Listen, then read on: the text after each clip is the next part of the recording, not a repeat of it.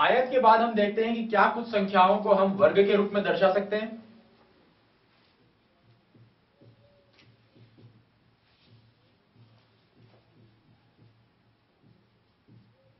वर्ग के रूप में जैसे हमने लिया 4, 4 को हम लिख सकते हैं 2 गुणा 2। वर्ग के रूप में जाने के लिए यह जरूरी होना चाहिए कि इधर की और इधर की गुणा में जो हम लिख रहे हैं ये दोनों ही संख्याएं एक जैसी हो, तभी वर्ग बनेगा कि 2 ऊपर 2 नीचे।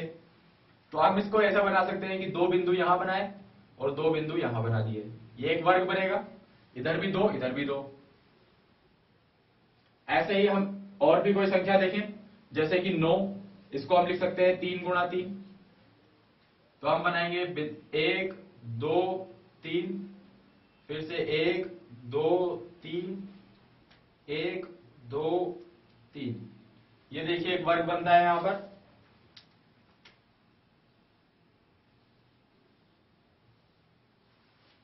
तो हम एक वर्ग के रूप में 9 को दर्शा सकते हैं। कुछ संख्याएं ऐसी हैं जिन्हें हम त्रिभुज के रूप में दर्शा सकते हैं।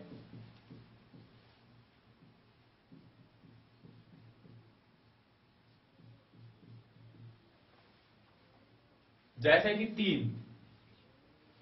अब 3 को जब आपको त्रिभुज के रूप में दर्शाना है, एक बिंदु हम ऊपर लगाते हैं, एक बिंदु हमने यहां लगाया, मतलब कि एक बिंदु को हमने निश्चित माना और एक उसके ऊपर और एक उसके साइड में, ये 3 दर्शा सकते हैं। इसी तरीके से हम कुछ और संख्याएं लें, जैसे कि 6। यहां हमने एक बिंदु लगाया, फिर एक ऊपर लगाएंगे, एक साइड में लगाएंगे, कितने हुए ये 3। फिर एक ऊपर लगाएंगे, एक यहां साइड में लगाते हैं, ये हो जाते हैं हमारे पास 5। और बिल्कुल इसके यहां पर 1, ये बनता है एक त्रिभुज। ये देखिए,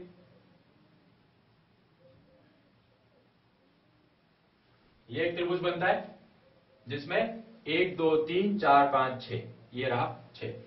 इन त्रिभुजों में ये ध्यान रखिए कि जो ये वाली भुजा और ये वाली भुजा है, इन दोनों भुजाओं की लंबाई हमेशा समान आनी चाहिए। मतलब इस भुजा में भी 3 बिंदु आ रहे हैं और इस भुजा में भी 3 ही बिंदु आ रहे हैं। तो जब भी आप किसी संख्या को त्रिभुजों के रूप में दर्शाएंगे तो ये याद रखिए कि जितने बिंदु नीचे की भुजा में आ रहे हैं उतने ही बिंदु ऊपर की भुजा में आने चाहिए।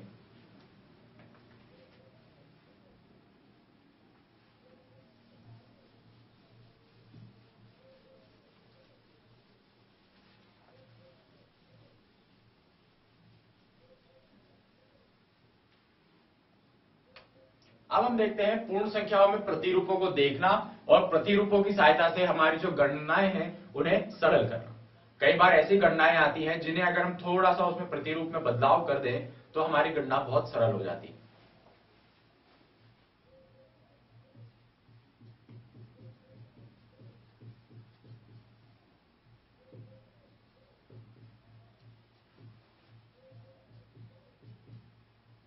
प्रतिरूपों को देखना व गणना में उनका उपयोग, जैसे कि आप 128 प्लस 9 को देखिए। हमारा दिमाग 128 प्लस 9 को बड़ी जल्दी से नहीं करता, लेकिन अगर हम कहते हैं कि 128 प्लस 10 कीजिए तो हमें जल्दी से दिखता है 138, क्योंकि सिर्फ 10 करना है, 28 से सीधे हमें अगली 8 वाली संख्या पे जाना है जो होती है 38। तो हम 128 प्लस 10 बड़ी जल्दी कर देते हैं, 128 प्लस 10 138, 138 38 प्लस 10 148। तो ये बड़ी जल्दी से हो जाता है क्योंकि बिल्कुल अगली ही 8 वाली संख्या पे हमें जाना है। हम कहते हैं 122 प्लस 10 कीजिए, जल्दी से याद आता है 132, क्योंकि अगली उसके बाद जो 2 वाली संख्या है वो 132 है।